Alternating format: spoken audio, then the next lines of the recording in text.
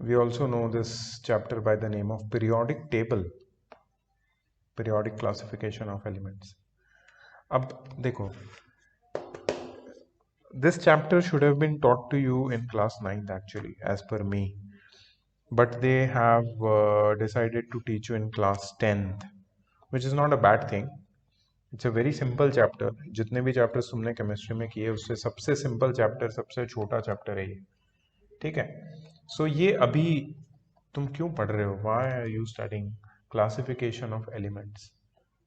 See, as we all know that there are 118 types of elements which are discovered till date.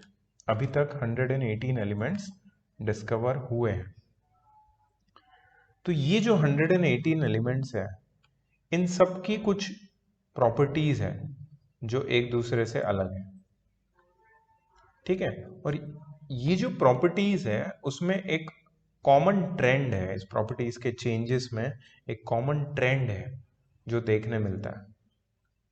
तो ये सारी properties को, ये सारे एलिमेंट्स को अपनी प्रॉपर्टीज के हिसाब से हमें सेग्रीगेट करके अगर स्टडी करने का मौका मिलेगा तो we can understand the elements in a better way.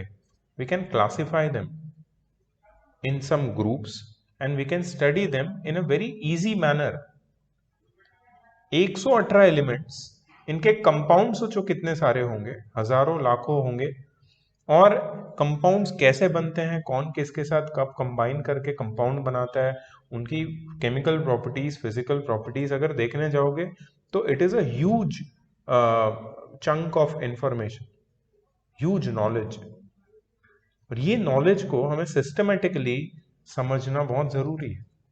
If you don't understand this information systematically, if you don't organize this information, then you are bound to get confused and lost in this vast knowledge.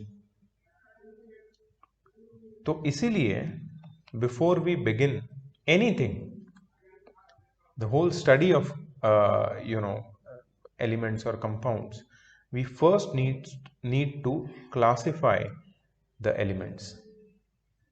और ये classification हम लोग करते हैं in the form of a table. और ये जो table है इसको बोलते हैं पीरियोडिक टेबल, जो हमें बनाना है. पीरियोडिक टेबल बेसिकली हम पहुंचेंगे पीरियोडिक टेबल को समझने के लिए, बट उससे पहले कुछ हिस्ट्री है इसकी, इससे हम शुरुआत करेंगे, ठीक है? टेबल से शुरुआत डायरेक्टली नहीं होती है कभी भी. First we need to understand the history कि पीरियोडिक टेबल अगर हमें बनाना है या पीरियोडिक टेबल को समझना है या 118 एलिमेंट्स को पीरियोडिक टेबल में अरेंज करके उसकी स्टडी को इजी करना है, तो ये जो प्रोसेस है ये कब शुरू हुआ? तो the chapter starts with history of chemistry. Chemistry की हिस्ट्री इस चैप्टर में बताते हैं लोग. So the story starts at the end of 17th century, that is around 1800. इस टाइम पे, मतलब आज से करीब 200 साल पहले, कुछ limited number of elements known थे. मतलब केमिस्ट्री का जो नॉलेज है वो इतना वाइड स्प्रेड नहीं हुआ था, बहुत ही limited number of elements known थे तभी. तो उनको समझना, उनकी प्रॉपर्टीज को समझना, उनके प्रॉपर्टीज को याद रखना, ये सब इजी था. बट जैसे जैसे साइंस में डेवलपमेंट होता गया, नए नए एलिमेंट्स डिस्कवर होते गए, और होते होते होते आज ये हो गया है कि वी नो 118 एलिमेंट्स. हर एक एलिमेंट की अलग अलग प्रॉपर्टी है, और ये अलग अलग प्रॉपर्टीज की वजह से वो मिलियंस ऑफ कंपाउंड्स बनाते हैं. सो हमें हर एक एलिमेंट की प्रॉपर्टी को इंडिविजुअली याद करना बहुत डिफिकल्ट हो जाएगा अगर ऐसा केस है तो साइंटिस्ट्स ने कुछ तरीके निकाले जिससे इन सारे एलिमेंट्स की प्रॉपर्टीज को स्टडी करने की जो पैटर्न है वो इजी हो गई. तो उसके लिए उन्होंने क्या किया कि प्रॉपर्टीज में कुछ पैटर्न ढूंढी उन्होंने कि प्रॉपर्टीज एलिमेंट्स की किस पैटर्न से चेंज हो रही है, और उसके बेसिस पे वो लार्ज नंबर ऑफ एलिमेंट्स को इजीली स्टडी करने में सक्सेसफुल हो गए. ठीक है। So the first thing begins from organising the elements को अरेंज करना या ऑर्गेनाइज करना in such a way that similar elements with similar properties are placed together while dissimilar elements are placed separated from one another. और यही process जो है ना, इसी को हम लोग बोलते हैं क्लासिफिकेशन। क्लासिफिकेशन है क्या? सिमिलर एलिमेंट्स को साथ में रखना और डिसिमिलर एलिमेंट्स को अलग कर देना। Now what do you mean by similar elements? Similar elements का मतलब होता है, लेट्स सपोज मेटल्स, तो सारे मेटल्स को हम लोग साथ में रखते हैं और नॉन मेटल्स उनको एक साथ रखते हैं। तो मेटल्स का एक ग्रुप हो गया, नॉन मेटल्स का एक ग्रुप हो गया। इससे क्या होता है कि मेटल्स की प्रॉपर्टीज को स्टडी करना इजी हो जाता है, नॉन मेटल्स की प्रॉपर्टीज को स्टडी करना इजी हो जाता है। तो हमने एक सिंपल क्लासिफिकेशन कर दिया, मेटल्स और नॉन मेटल्स को अलग कर दिया। That was just one thing, that is not the whole thing, that is not the complete thing. ठीक है, अब हम शुरू करते हैं बिगिनिंग ऑफ 19th सेंचुरी से। बिगिनिंग ऑफ 19th सेंचुरी में साइंटिस्ट्स ने ये एलिमेंट्स को कुछ ग्रुप्स में डिवाइड करके स्टडी करना शुरू किया। ठीक है, ऐसे ग्रुप्स को साइंटिस्ट्स ने फैमिली बोला, family. So family of elements को अलग कर दिया और उनको अलग तरीके से वो लोग स्टडी करने लगे। जैसे एक जो जॉन डाल्टन ने एक मेथड निकाला था, वो मेटल्स और नॉन मेटल्स को अलग स्टडी करने का था, जो मैंने अभी बताया तुम्हें। Simplest form of classification, elements को मेटल्स और नॉन मेटल्स में अलग करके स्टडी कर दो। ठीक है, सो डाल्टन ने क्या किया, लेवोजियर और डाल्टन और ये लोगों के एफर्ट से मेटल्स और नॉन मेटल्स का क्लासिफिकेशन बहुत आसान हो गया। बट फिर भी 1803, उस जमाने में, आज से 200 साल पहले, जितने एलिमेंट्स नोन थे, देवर वेरी फ्यू, बहुत कम एलिमेंट्स नोन थे। तो डाल्टन ने वो सारे एलिमेंट्स का एक रिलेटिव एटॉमिक वेट्स का टेबल पब्लिश किया, जिसको हम लोग आज एटॉमिक मासेस बोलते हैं। ठीक है, और ये एटॉमिक मासेस का जो टेबल था, वो आगे आने वाले साइंटिस्ट्स के लिए एक बहुत ही इंपॉर्टेंट, बोल सकते हैं कि एक फाउंडेशन बन गया। मतलब आगे आने वाले साइंटिस्ट्स ये रिलेटिव एटॉमिक वेट्स के टेबल पे बेस्ड कंक्लूजन्स ड्रॉ करने लगे।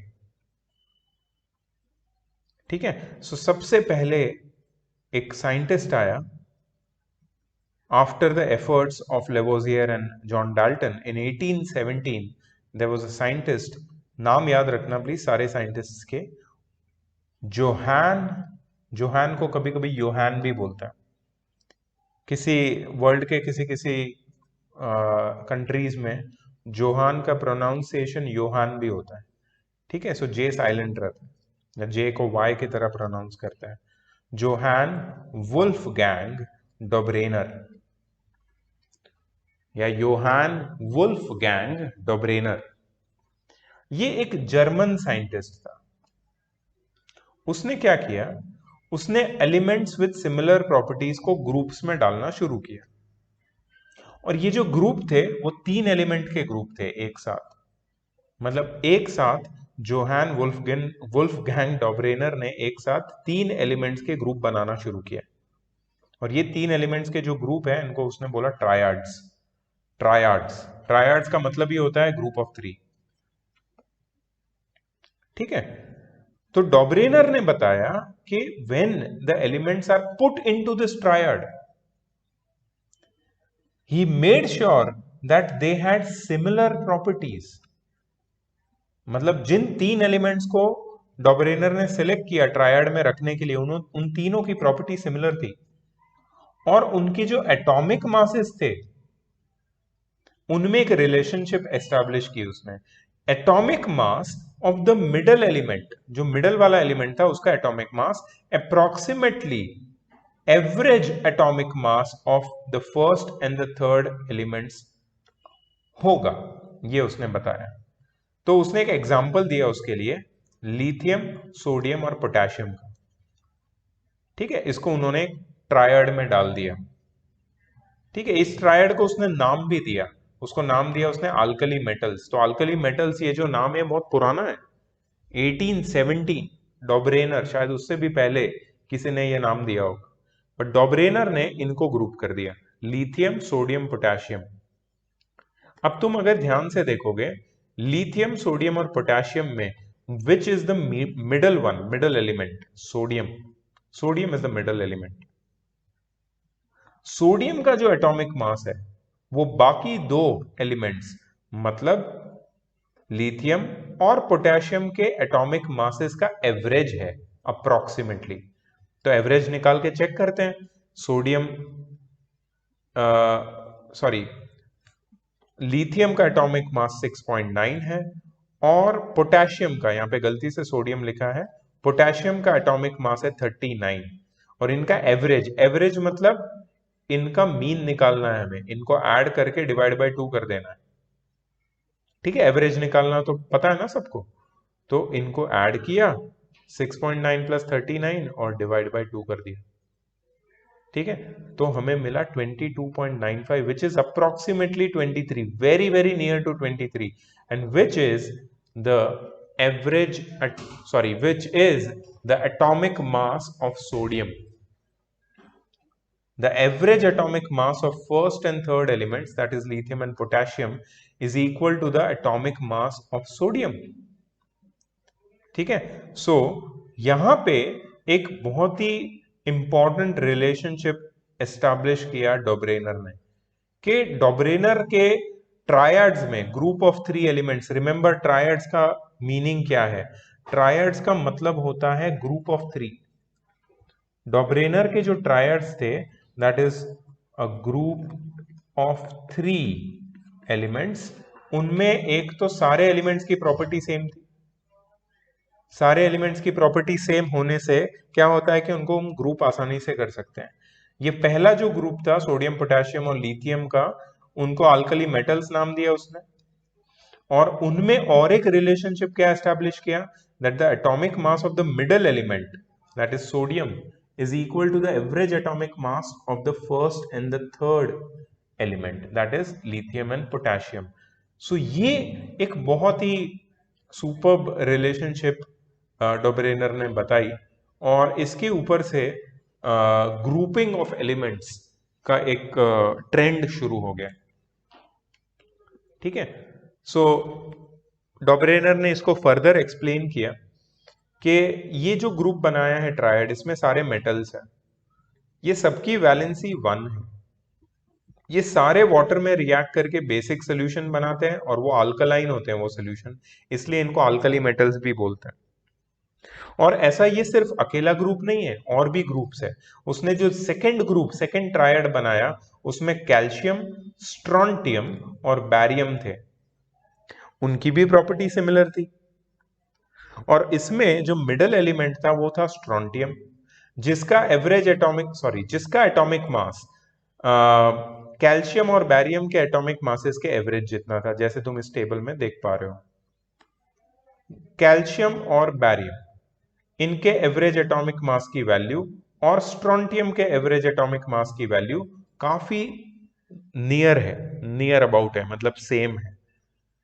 ठीक है, प्लस इन सब में कॉमन क्या है? इनकी properties, chemical properties same, plus इनकी वैलेंसीज में भी शायद कुछ ना कुछ सिमिलैरिटी है, 2+ है इनकी वैलेंसीज, और इनको एक उसने नाम दिया, that is alkaline earth metals. क्या नाम दिया उसने? Alkaline earth metals. These elements were called alkaline earth metals. Excuse me, sir. Yes. Sir, which element, like the second triad, chlorine, bromine, and iodine, or the calcium, strontium? This is the second triad. So Not this not was this called one. Not this one. This is not. I have not taught this till now. I am talking about calcium, strontium, and barium. So these were called as alkaline earth metals. Exactly. They are known as alkaline earth metals. उसके पीछे भी reason है, because their oxides are alkaline in nature, but their alkalinity is little weak. They are weak alkalis. Not like the first triad. First triad में कौन था? Lithium, sodium and potassium. और इनके alkalis बहुत स्ट्रॉन्ग थे, इसलिए इनको बोला अल्कली मेटल्स, इनको बोला अल्कलाइन अर्थ मेटल्स। ठीक है, इनके ऑक्साइड भी अल्कलाइन थे बट वीक अल्कलीज थे। ठीक है, और एक ट्रायड उसने बताया, जो थर्ड ट्रायड उसने बताया उसमें सारे हैलोजेंस थे, क्लोरीन, ब्रोमीन एंड आयोडीन। और इसमें भी अगर तुम देखो तो क्लोरीन और आयोडीन का जो एवरेज एटॉमिक मास है that is near by the atomic mass of bromine. और इनकी प्रॉपर्टीज सबकी सेम है, इनकी वैलेंसी सबकी सेम है 1-, इसलिए इनको साथ में रखा गया और ये ट्रायड को नाम दिया डोब्रेनर ने halogens. This triad was named as halogens by Dobereiner. क्यों हैलोजेंस नाम दिया, इसके पीछे भी एक रीजन है, because these halogens react with metals to form salts. Halo का मतलब होता है सॉल्ट और जीन का मतलब होता है producer, salt producer elements. Chlorine, bromine, iodine इनके सॉल्ट्स बनते हैं बहुत इजीली, मेटल्स के साथ रिएक्ट करके ये सॉल्ट्स बनाते हैं, सो हैलोजेंस। तो ट्रायड का जो ट्रेंड है वो किसने शुरू किया, डोब्रेनर ने। डोब्रेनर ने देन नोन एलिमेंट्स को 3 के ग्रुप्स में साथ में लाया और उनके कुछ प्रॉपर्टीज और उनके एटॉमिक मासेस के बीच में उसने रिलेशनशिप एस्टैब्लिश किया। और इससे क्या हुआ पता है, उनके एटॉमिक मासेस और दूसरे प्रॉपर्टीज, मिडल एलिमेंट्स या दूसरे एलिमेंट्स के प्रॉपर्टीज को प्रेडिक्ट करने में आसानी होगी। So that was Dobereiner's achievement, but it was not enough. Dobereiner का achievement enough नहीं था, because there were some limitations attached to the achievement of Dobereiner. सबसे इंपॉर्टेंट ड्रॉबैक डोब्रेनर के क्लासिफिकेशन में यह था कि सारे एलिमेंट्स जो वो जब उस टाइम पे जितने भी नोन एलिमेंट्स थे वो ट्रायड्स के फॉर्म में अरेंज नहीं हो पाए, they could not be arranged in the form of triads. All the elements known at that time could not be arranged in the form of triads. So उसके पास सिर्फ 3 triads बन पाए, he could make only 3 triads, जैसे कि nitrogen, phosphorus और arsenic, ये triad में fit नहीं हो पाए उसके कैलकुलेशंस के हिसाब से, क्योंकि नाइट्रोजन और आर्सेनिक का एवरेज एटॉमिक मास फॉस्फोरस के एटॉमिक मास से इक्वल नहीं था। ठीक है, कुछ प्रॉपर्टीज भी मैच नहीं कर रही थी, इसीलिए वो ट्रायड्स में और एलिमेंट्स को इंक्लूड नहीं कर पाया, डोब्रेनर ट्रायड्स और नहीं बना पाया। सो ट्रायड्स लिमिटेड एलिमेंट्स में ही एप्लीकेबल थे, ऐसा नहीं होना चाहिए। जनरली अगर मैं क्लासिफाई करना चाहता हूं 118 एलिमेंट्स को फॉर एग्जांपल, तो सारे एलिमेंट्स के ऊपर एक पर्टिकुलर लॉ एप्लीकेबल होना चाहिए। ठीक है, अगर सारे एलिमेंट्स के ऊपर एक पर्टिकुलर लॉ एप्लीकेबल नहीं है, then what will happen? Then some elements will be left behind. If some elements are left behind, then what will happen? Then you cannot study their properties. उसको property study करने के लिए हमें फिर कुछ और law बनाने पड़ेंगे, and that is not advisable. There should be one law under which the whole set of elements should fall and they should behave accordingly. But ये नहीं हो पाया डोब्रेनर के केस में, सो डोब्रेनर का जो मेथड था वो फेल हो गया and it was discarded. Then after 50 years of Dobereiner, Dobereiner कब आया था, डोब्रेनर का ईयर क्या था, 1817। ठीक है, उसके 50 इयर्स बाद, अप्रोक्सीमेटली 50 इयर्स बाद, और एक इंग्लिश केमिस्ट आया जिसका नाम था John Newlands, English chemist from Britain, 1866. He proposed a new system of grouping elements with similar properties. उसने क्या किया, he started correlating the properties of elements with the atomic masses. Atomic masses का knowledge था, atomic masses already Lavoisier और John Dalton के effort से एक table atomic masses का मिल चुका था साइंटिस्ट्स को। तो जॉन न्यूलैंड ने प्रॉपर्टीज ऑफ एलिमेंट्स को एटॉमिक मासेस के साथ रिलेट करके देन नोन एलिमेंट्स के एक सीरीज बनाया उसने, और इस सीरीज में उसने 8 एलिमेंट्स को अरेंज किया और उसको उसने नाम दिया Octave. Newlands law of octaves. Octave मतलब सीरीज ऑफ 8 एलिमेंट्स। 8 एलिमेंट्स को उसने अरेंज किया। अच्छा, ये 8 एलिमेंट्स को अरेंज करने के पीछे फिलॉसफी क्या थी? उसने बोला कि जब हम लोग एलिमेंट्स को increasing order of atomic masses के टर्म्स में अरेंज करते हैं तो the property of the first element resembles और reappears in the property of the eighth element. First और एट्थ एलिमेंट की प्रॉपर्टी रिजेंबल करती है, तो उसने ऐसे ऑक्टेव्स बनाए। ये सेम चीज हमें म्यूजिकल नोट्स में भी, म्यूजिकल स्केल में भी देखने मिलती है। So if you know Indian musical notes, everybody knows this, सबने कभी ना कभी तो कैशियो या जो तुम्हारा पियानो होता है उसके ऊपर ट्राई किया हुआ है। सा रे गा मा पा दा नी सा। If you have tried this, तो सा का जो नोट है वो वापस नेक्स्ट ऑक्टेव में तुम्हें सुनाई देता है, वही same note in a higher pitch. You are able to hear it at exactly 8th position from the beginning. तुम जो भी नोट बजाओगे उसके 8th की के बाद वापस वही नोट बजेगा, लेकिन हायर ऑक्टेव में, उसकी फ्रीक्वेंसी हायर होगी। तो ये सेम जो फिलॉसफी है वो न्यूलैंड ने अपने केमिस्ट्री में यूज की कि when the elements are arranged in the increasing order of their atomic masses, the property of every 8th element is a repetition of the property of the first element। और इसको Newland ने बोला the relation of law of octaves। ठीक है, Octave actually ये जो word है Octave वो म्यूजिकल इंस्ट्रूमेंट से ही इंस्पायर्ड है। तो न्यूलैंड ने कुछ क्लासिफिकेशन इस तरीके से किया, एक टेबल दिखाया है यहाँ पे। लिथियम से उसने शुरुआत की, lithium, beryllium, boron, carbon, nitrogen, oxygen, fluorine. कितने एलिमेंट्स हुए एक साथ? 7। और वापस 8th एलिमेंट अगर तुम देखोगे, मैं यहाँ पे बताता हूँ, फर्स्ट है ये, second, third, fourth, fifth, sixth, seventh.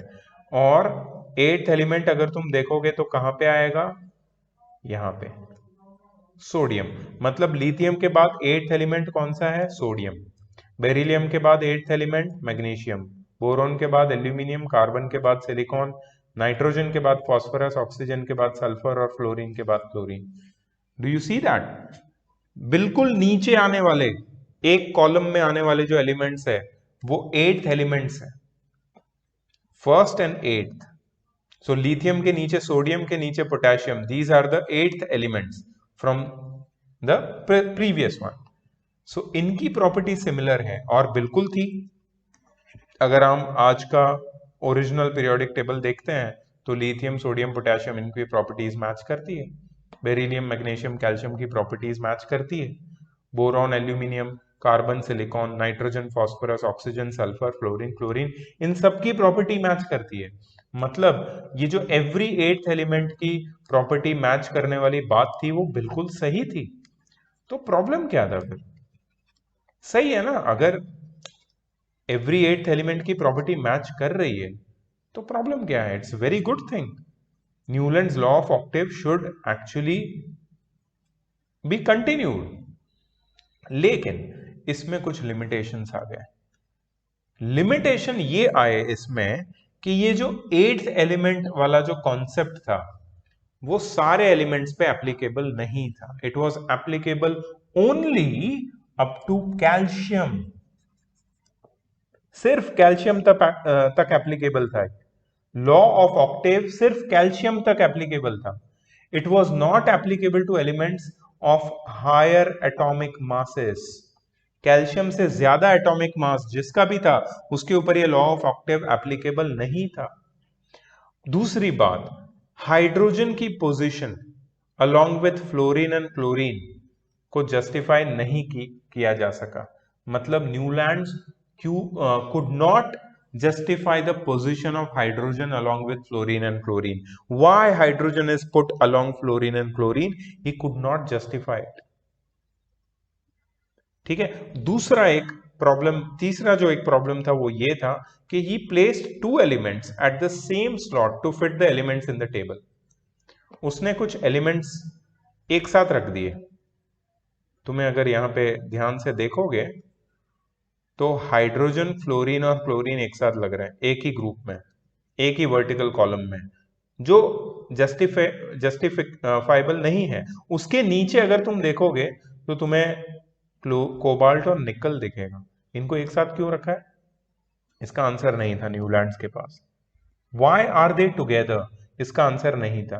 Plus chlorine से एवरी 8th एलिमेंट देखोगे तो ये लोग आते हैं, एंड क्लोरीन और कोबाल्ट और निकल में बिल्कुल कोई सिमिलैरिटी नहीं है.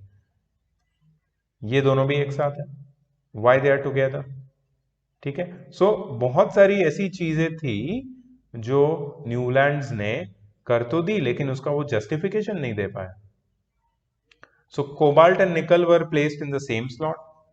फ्लोरीन, क्लोरीन, ब्रोमीन के साथ उनको रख दिया. बट कोबाल्ट और निकल की प्रॉपर्टीज तो फ्लोरीन, क्लोरीन और ब्रोमीन से बहुत ही अलग है. कोबाल्ट और निकल मेटल्स है, फ्लोरीन, क्लोरीन और ब्रोमीन तो हेलोजेंस है, non metals. Ion which resembles with cobalt and निकल इन प्रॉपर्टीज, उसको दूर रख दिया. क्यों किया ऐसा? इसके आंसर्स न्यूलैंड्स के पास नहीं थे. So it was realized that Newland's law of octaves worked well only with lighter elements, that is up to atomic number 20. So इसीलिए इस क्लासिफिकेशन को रिजेक्ट कर दिया गया, and there was the search continued for a much more versatile and robust law which could be applied on every element which is known then and which will be known in the future. ऐसा एक law बनाओ जो अब आज पता, जो अपने को पता है जो एलिमेंट्स, उसके ऊपर भी, और आगे फ्यूचर में जो एलिमेंट्स पता है उसके ऊपर भी एप्लीकेबल हो सके. ठीक है. So again there was one more person. Now ये जो लास्ट वाला जो साइंटिस्ट है, that is Lothar Meyer. Lothar Meyer के बारे में ज्यादा बुक्स में इंफॉर्मेशन नहीं दी, बट मेरे पास जो बुक है उसमें दी है. So we will definitely read this and try to understand Lothar Meyer ने क्या किया. So in 1870, 4 years after the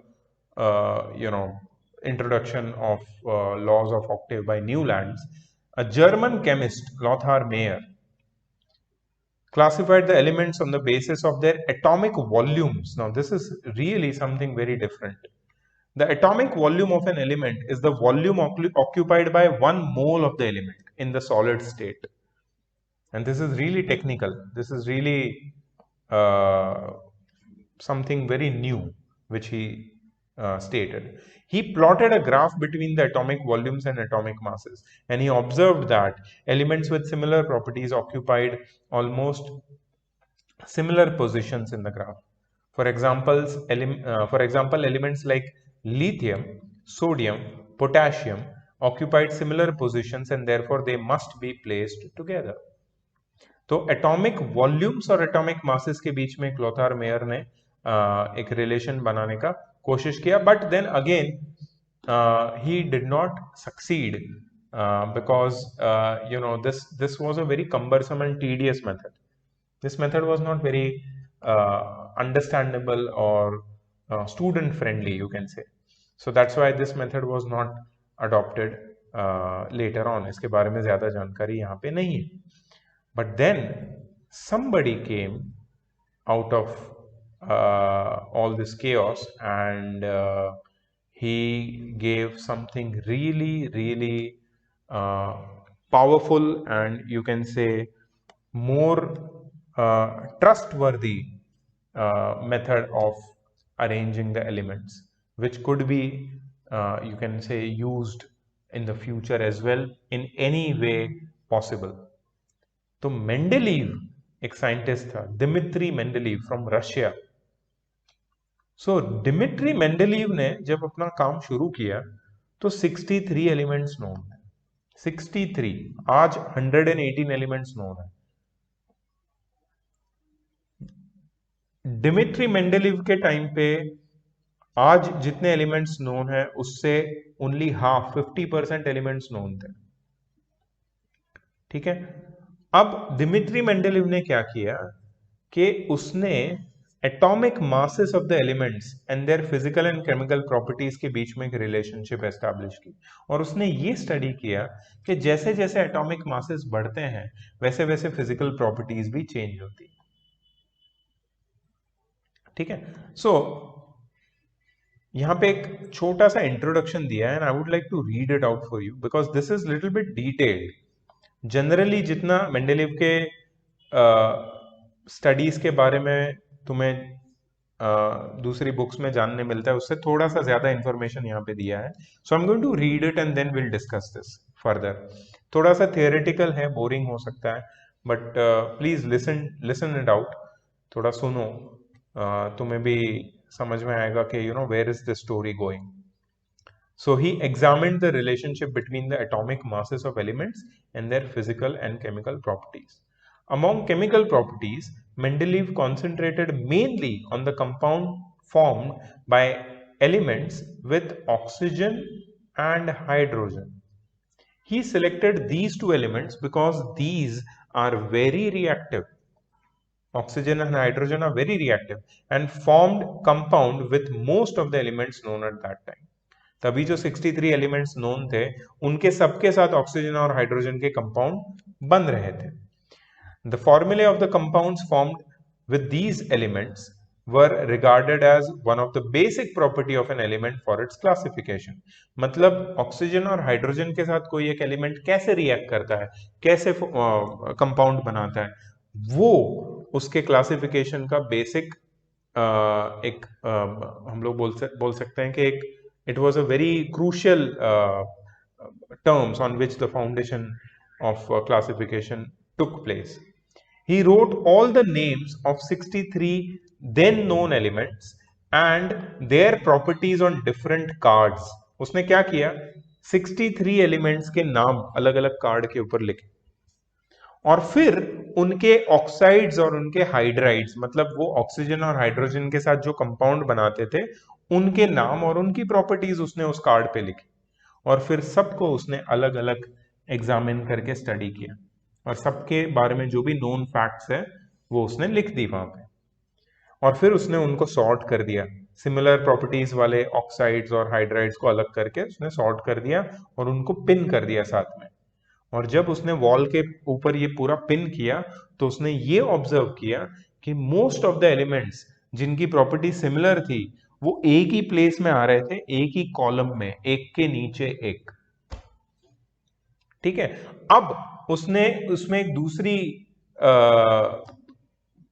एक ट्रेंड, एक पैटर्न उसने ऑब्जर्व की दैट ये जितना भी उसने क्लासिफिकेशन किया है they were all the elements having increasing order of their atomic masses which were placed together.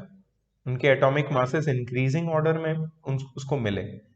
ठीक है, और एटॉमिक मासेस तो इंक्रीजिंग ऑर्डर में थे ही, लेकिन उनकी properties regular interval of time पे रिपीट भी हो रही थी। सेम प्रॉपर्टीज वाले एलिमेंट्स उसको बार बार रेगुलर इंटरवल ऑफ टाइम पे मिल रहे थे उस टेबल में, और ये सारे सिमिलर प्रॉपर्टीज वाले जो एलिमेंट्स थे वो एक ही कॉलम में आ रहे थे, in a similar column, in the same column. ठीक है, सो उसने एक लॉ बना दिया। ये पूरा उसने जो स्टडी किया उसके ऊपर से उसने एक पीरियोडिक लॉ बनाया। Periodic law, now the name periodic table started from here. Who was the father of periodic table? If you ask me I will say Dmitri Mendeleev. Why? Because ये जो नाम था पीरियोडिक, ये periodic नाम पहले किसी ने नहीं दिया था। पीरियोडिक जो नाम है वो दिया दिमित्री मेंडेलीव ने, और ना सिर्फ उसने एक नाम दिया periodic law, but also he gave this law, periodic law.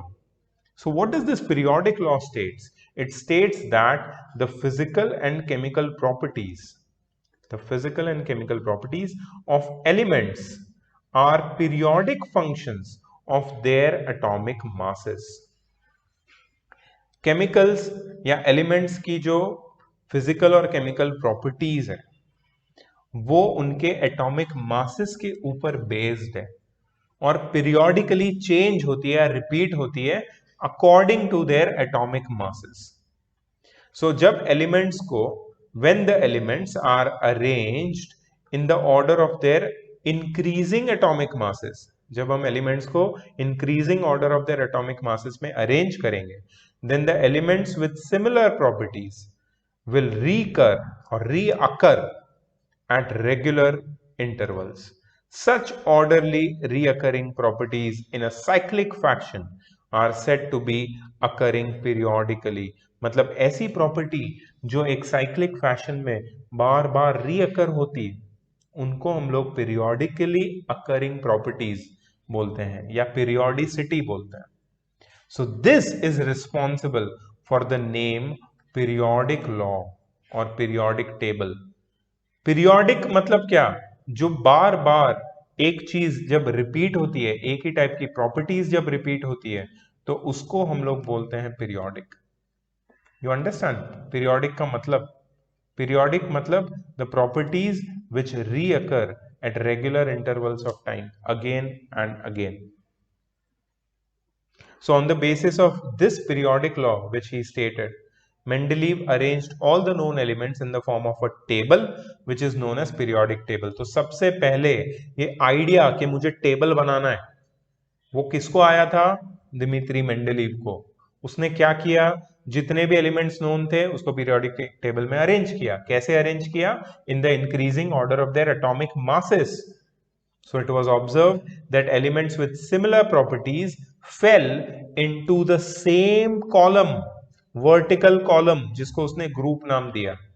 तो मतलब सेम कॉलम में आने वाले एलिमेंट्स रेगुलर इंटरवल्स पे रिपीट हो रहे हैं, पीरियोडिकली आ रहे हैं. हर ग्रुप में वापस वही एलिमेंट आ गया जिसकी प्रॉपर्टी पहले वाले एलिमेंट से सिमिलर थी. ठीक है. So as a result of this the elements fall in certain groups और फैमिली. इससे ग्रुप्स बन गए. और ग्रुप का मतलब क्या है? ग्रुप का मतलब है वर्टिकल कॉलम्स. पीरियोडिक टेबल में ग्रुप का मतलब क्या होता है? Vertical column. The elements in each group were similar to each other in many properties. The properties repeated periodically. That is, after every seventh element, the property repeated. Mendeleev periodic table is given over here in the table 3. I will show you. Yeah, this is Mendeleev's periodic table which you see in on your screen. ठीक है. उसने क्या किया? Oxides और hydrides of different elements के हिसाब से उसने एलिमेंट्स को डाला. पहले हाइड्रोजन आया, हाइड्रोजन के लाइन में और कोई नहीं है. फिर आया lithium, beryllium, boron, carbon, nitrogen, oxygen, fluorine, और कोई नहीं है. ठीक है. फिर सोडियम, मैग्नीशियम, एल्यूमिनियम, ऐसे करके उसने सारे एलिमेंट्स को अरेंज कर लिया. अब तुम देखोगे कि ये भी इतना इजीली अंडरस्टैंडेबल नहीं है ये टेबल, जैसा मॉडर्न पीरियोडिक टेबल है. बट फिर भी एक जो बेसिक ढांचा होता है, एक जो बेसिक स्ट्रक्चर होता है, वो तो मेंडेलीव ने दे ही दिया अपने पीरियोडिक टेबल से. अब जो आने वाले साइंटिस्ट है उनका काम बहुत आसान हो गया. इसके बाद मेंडेलीव के बाद जो आने वाले साइंटिस्ट है, जैसे न्यूलैंड्स है, बोर है, उनका काम बहुत आसान हो गया. उनको एलिमेंट्स की प्रॉपर्टीज या उनको क्लासिफाई करने का जो मेथड है उसको थोड़ा सा ट्वीक करना था यहां से वहां, and the periodic table was ready.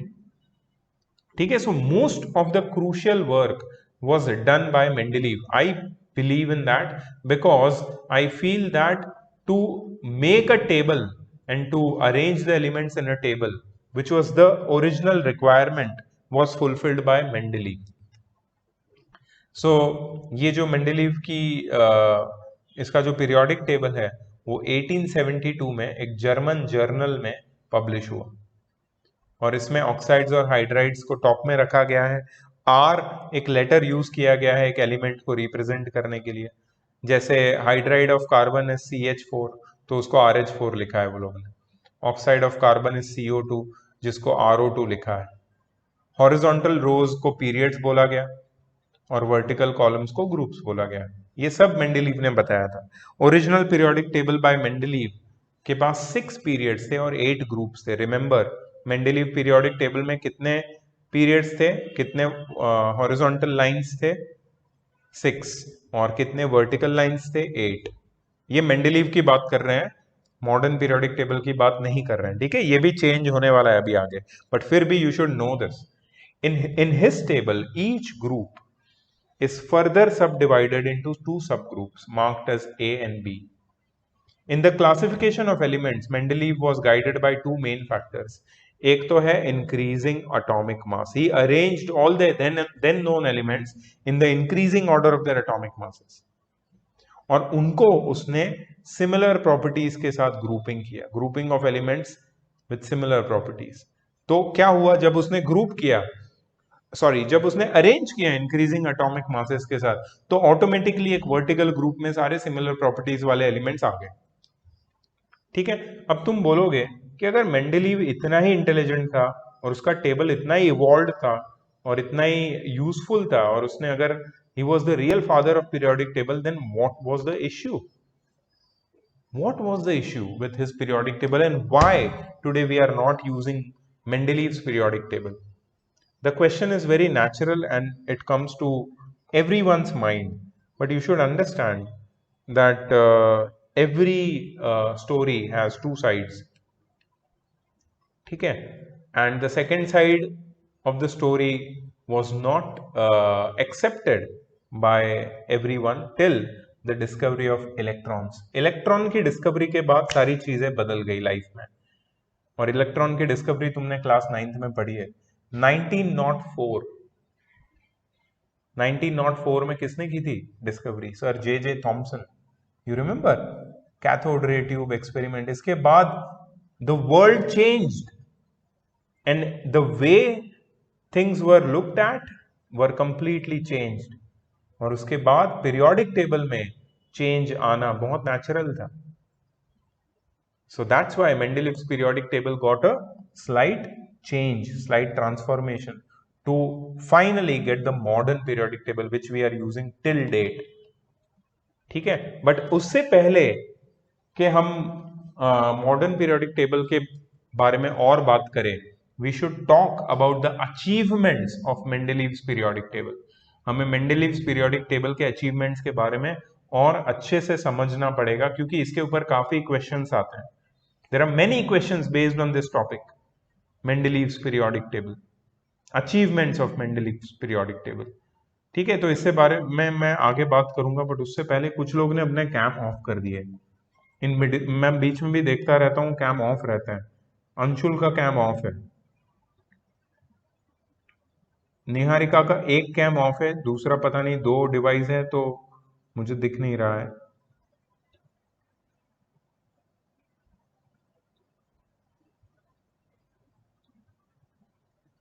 Chinmay, why is your cam off? Keep the cam consistently on, because when I'm talking I'm constantly going through this cam का व्यू, जिसका भी थंबनेल अवेलेबल है, और मैं एटलीस्ट उनको देख के बात कर सकता हूँ। Aditi cam is off, Atharv cam is off, Maaz cam is off, Akshat तो तबीयत खराब है, Kanishka I am not sure, Shikha cam is of.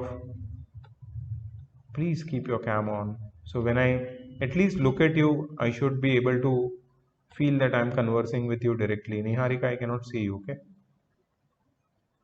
चलो अब हम आगे बढ़ते हैं।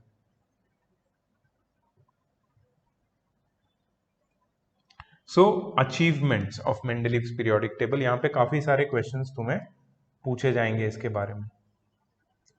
So this is important, remember. अभी तक जो भी बताया था उसमें हल्के फुल्के क्वेश्चन आते हैं, इतने ज्यादा नहीं आते, ठीक है। क्वेश्चंस जब हम सॉल्व करेंगे ना, यू योरसेल्फ विल फील कि इतना डिटेल में नहीं क्वेश्चंस आते हैं। This is the easy chapter. जितना डिटेल में मैंने तुम्हें स्टोरी बताई है उतने सारे क्वेश्चंस नहीं आते हैं, बट अब जो मैं बताने जा रहा हूं वहां पे डिटेल में क्वेश्चंस आने वाले हैं। So be very very careful and remember the information which I am providing you. अगर तुम्हें नोट्स लेनी है साथ साथ में, तुम्हारी स्पीड है तो ले लो, नहीं ले सकते तो कोई प्रॉब्लम नहीं है, तुम्हारे ऊपर। सो Mendeleev's classification gave him so much confidence that he was not afraid to take risk. When the pattern began to go wrong, he would leave a gap in his table. मतलब जब वो arrange कर रहा था elements को और उसको ऐसा लग रहा है कि यार ये दोनों एलिमेंट्स एक दूसरे के पास पास नहीं होने चाहिए, तो उसने बीच में गैप भी छोड़ दिए. He was not afraid to leave gaps in between.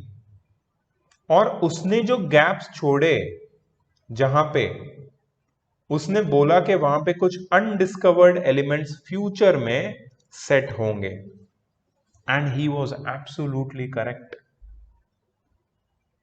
मतलब जो एलिमेंट्स डिस्कवर भी नहीं हुए थे उनकी प्रॉपर्टी उसने पहले ही बता दी कि ये ऐसा ऐसा एक एलिमेंट डिस्कवर होने वाला है और वो इसी गैप में आएगा. So he predicted the undiscovered elements properties and he left gaps for them. That is one of the greatest achievement, because this only an astrologer can do, right? कोई ज्योतिषी कर सकता है ये कि फ्यूचर में तुम्हारे साथ ये होने वाला है. Mendeleev was nobody. He was not a astrologer or anything, but he still did it. Why? Because his method was foolproof. So he could easily leave gap and he can tell that ये यहाँ पे fall नहीं कर रहा है, इस group में नहीं आ रहा है एलिमेंट, तो इस ग्रुप में आने वाला एलिमेंट जो होगा वो फ्यूचर में डिस्कवर होगा और उसकी प्रॉपर्टीज ये होगी. और प्रॉपर्टीज उसने क्यों प्रिडिक्ट की? Because he knew the properties of other elements which fell into that group. So he could actually predict the properties. Okay. So by considering the properties of adjacent elements in his table, he predicted the properties of some of the undiscovered elements. Later on, when these elements were discovered, it was found that the observed properties of these elements were similar to those predicted by Mendeleev. For example, in the fourth period, after calcium comes titanium in the increasing order of atomic mass. But he did not place titanium under aluminium. Rather, he put titanium under silicon because its property is similar to the silicon, not aluminium. Thus, he left gap below aluminium. Later on, within 5 years, उसने जो calcium और calcium के बाद जो उसने gap छोड़ा था, calcium और टाइटेनियम के बीच में जो उसने गैप छोड़ा था एल्यूमिनियम के नीचे, ठीक है, वहां पे उसने बोला कि एक फ्यूचर में एक एलिमेंट जब ये डिस्कवर होगा तो वो यहाँ पे आएगा. और 5 इयर्स के अंदर अंदर एक नया एलिमेंट डिस्कवर हो गया और वो जो नया एलिमेंट था उसका नाम था gallium. Let me show you in the table कि गैलियम कहां पे आएगा. सो ये सिलिकॉन है, उसके नीचे उसने गैप छोड़ा था. यहां पे गैप क्लियरली विजिबल है. इफ यू सी यहां पे गैप है, यू सी दिस गैप. और ये सिलिकॉन के नीचे ये गैप छोड़ा है उसने, ठीक है, सिलिकॉन के नीचे नहीं, सॉरी, एल्यूमिनियम के नीचे यहां पे. और यहां पे गैलियम आया. It's not clearly visible here. कुछ बुक्स में क्लियरली विजिबल वाला वो लोग ने अलग से एक टेबल बना के दिखाया है, ठीक है. So with in 5 years a new element gallium was discovered and its property were found to be similar to boron and aluminium as predicted by Mendeleev. Therefore it was placed below aluminium. This provided convincing evidence for both the correctness and usefulness of this periodic table. His success with the insight helped to persuade other scientists of the merits of his ideas when several of the missing elements were discovered in the next few years. His success led chemists not only to accept his periodic table but also to recognize Mendeleev as the originator of the bold concept of classifying elements. यहां पे कुछ question के answers लिखे हुए हैं जो तुम्हें directly मिल जाएंगे. Important contributions of or merits of Mendeleev's periodic table. Mendeleev's periodic table was one of the greatest achievement in the development of chemistry. Some of the important contributions of his periodic table are: number 1, systematic study of elements. Elements की study systematic हो गई, easy हो गई.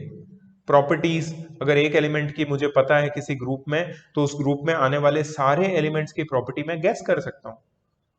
उसको याद कर सकता हूं, इजीली स्टडी कर सकता हूं, लार्ज नंबर ऑफ एलिमेंट्स को एक साथ स्टडी कर सकता हूं. Second, classification of elements on the basis of fundamental atomic property. What is the fundamental property, atomic property? Atomic mass. So Mendeleev classified the elements on the basis of increasing order of atomic mass. उसने बोला कि जैसे जैसे atomic masses बढ़ते हैं वैसे properties भी change होती है. तो एक फंडामेंटल एटॉमिक प्रॉपर्टी के बेसिस पे उसने ये क्लासिफिकेशन किया, which is also one of the achievements. Third, correction of atomic masses. तो मेंडेलीव ने जब increasing order of atomic masses में कुछ एलिमेंट्स को अरेंज किया, कुछ एलिमेंट्स फिट नहीं हो रहे थे अपनी जगह पे, तो उसने बोला कि ये जो एलिमेंट है एक्चुअली उसका एटॉमिक मास ये नहीं ये है. उसने इनकरेक्ट एटॉमिक मासेस को करेक्ट किया और उनकी पोजीशन को भी उसने करेक्ट किया.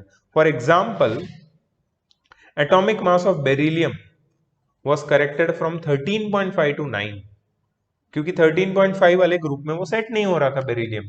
तो उसने बोला कि एक्चुअली बेरिलियम की जो पोजीशन है वो ये ग्रुप है और उसका एटॉमिक मास होना चाहिए 9. Similarly, with the help of his table, indium, gold, platinum, etc. were corrected. Their masses were also corrected. फिर उसने नए एलिमेंट्स को प्रिडिक्ट किया, जो मैंने पहले भी बोला है, उसने गैप छोड़े थे. At the time of Mendeleev, only 63 elements were known. While arranging these elements, he left some gaps, and these gaps represented the undiscovered elements. So Mendeleev predicted the properties of these undiscovered elements on the basis of their position. Mendeleev predicted the existence and properties of some undiscovered elements and named them by prefixing a Sanskrit numeral, Eka. Mendeleev was from Russia, Germany. यहाँ पे Sanskrit is very prominent. It is considered to be a very important language, Sanskrit, because we share a common ancestral background, that is Aryan race. हम सब Aryan race से आए हैं, mostly जो north India में, west India में रहते हैं. We are all from the Aryan race. We have Aryan blood in our genes. हमारा जो जेनेटिक है वो थोड़ा आर्यन है. और ये आर्यंस कहाँ से आए थे? ये वेस्ट से आए थे. वेस्ट से मतलब यूरोप से, रशिया से, जर्मनी से. तो वहां पे अभी भी वो Aryan language, that is Sanskrit, it is considered to be very very important.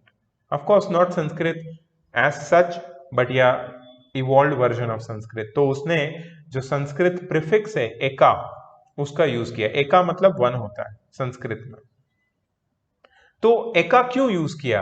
Undiscovered elements के नाम के आगे उसने प्रीफिक्स लगा के उनकी प्रॉपर्टीज को प्रिडिक्ट कर दिया. जैसे एक एलिमेंट उसने प्रिडिक्ट किया जिसका नाम उसने रखा एका बोरॉन. एका बोरॉन बोरॉन के अंडर था, एका एल्यूमिनियम एल्यूमिनियम के अंडर था, और एका सिलिकॉन सिलिकॉन के अंडर था. तो सारे एलिमेंट्स लेटर डिस्कवर हुए, उनकी प्रॉपर्टी जो मेंडलीव ने प्रिडिक्ट की थी वही प्रॉपर्टीज निकली. For example, scandium, gallium and germanium, यही 3 एलिमेंट्स उसने प्रिडिक्ट किए थे. और एका बोरॉन एक्चुअली स्कैंडियम है, एका एल्यूमिनियम गैलियम है, और एका सिलिकॉन जर्मेनियम. ठीक है. सो जो मेंडलीव ने इनकी प्रॉपर्टी प्रिडिक्ट की थी वही प्रॉपर्टी उन आफ्टरवर्ड्स जो डिस्कवर्ड एलिमेंट्स है उसमें निकली. And that was like everyone was amazed by that. ये प्रिडिक्टेड और एक्चुअल प्रॉपर्टीज का कंपैरिजन देख रहे हो टेबल में. एटॉमिक मास देखो काफी सिमिलर, डेंसिटी देखो कितनी सिमिलर है, मेल्टिंग पॉइंट लो है, फॉर्मूला ऑफ ऑक्साइड बिल्कुल करेक्ट, फॉर्मूला ऑफ क्लोराइड बिल्कुल करेक्ट. फिर position of noble gases. Noble gases का तभी कोई आइडिया नहीं था, तो helium, neon, argon were mentioned in many studies, but these gases were discovered very late because they are very inert and they are present in extremely low concentrations. One of the achievement of Mendeleev's periodic table was that when these gases were discovered, they could be placed in a new group, new column at the end, at the extreme right, without disturbing the existing order of the then made periodic table. तब जो periodic table made था उसमें कोई भी disturbance के बिना हम noble gases के पूरे ग्रुप को एक्सट्रीम राइट साइड में सेट कर सकते थे। मतलब उसने नोबल गैसेस को एक तरीके से प्रिडिक्ट किया था कि नोबल गैसेस जैसे कोई अगर गैसेस आएंगे तो उनको डेफिनेटली पीरियोडिक टेबल में हम लोग जगह दे सकते हैं। ठीक है, अब इसके लिमिटेशन से पहले कुछ चीजें याद रखना। एक वर्ड बार बार हमें सुनने में आ रहा है, दैट इज पीरियोडिक। पीरियोडिक का मतलब होता है repeating after regular intervals. Remember, periodic का मतलब होता है repeating after regular intervals. Periodic law, the physical and chemical properties of the elements are periodic functions of their atomic masses। और ये periodic law किसने दिया था? मेंडेलीव। Periods, horizontal rows, उसको periods बोलते हैं, और vertical columns को हम लोग बोलते हैं groups। ठीक है, तो ये 4 टर्म्स है जो बार बार आएगी, इसको तुम्हें याद रखना है, आगे भी आएगी। अब limitations की बात करते हैं। What were the limitations? In spite of many advantages, Mendeleev's periodic table had certain defects also, and some of the defects are mentioned here. Number 1, position of hydrogen. Hydrogen को ग्रुप 1b में रखा गया था। किसने रखा था? Mendeleev ने। But hydrogen actually किसके साथ रिजेंबल करता है प्रॉपर्टीज? ग्रुप 1a के साथ, अल्कली मेटल्स के साथ, और ग्रुप 7a के साथ भी रिजेंबल करता है, हेलोजेंस के साथ। सो हाइड्रोजन को क्यों 1b में रखा जबकि उसकी प्रॉपर्टी उसके साथ मैच नहीं करती है? इसका एक्सप्लेनेशन मेंडेलीव नहीं दे पाए, इसलिए ये एक डिफेक्ट माना गया। ठीक है, सो हाइड्रोजन्स हेलोजेंस जैसा भी होता है और अल्कली मेटल्स जैसा भी होता है प्रॉपर्टीज में, बट उसको अल्कलाइन अर्थ ग्रुप में क्यों रखा गया?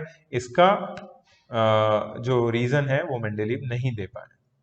So position of hydrogen was not correct. Defect number 1. Defect number 2, anomalous pairs. तो कुछ पेयर ऐसी एलिमेंट्स की बनी जहां पे increasing order of atomic mass को फॉलो नहीं किया गया।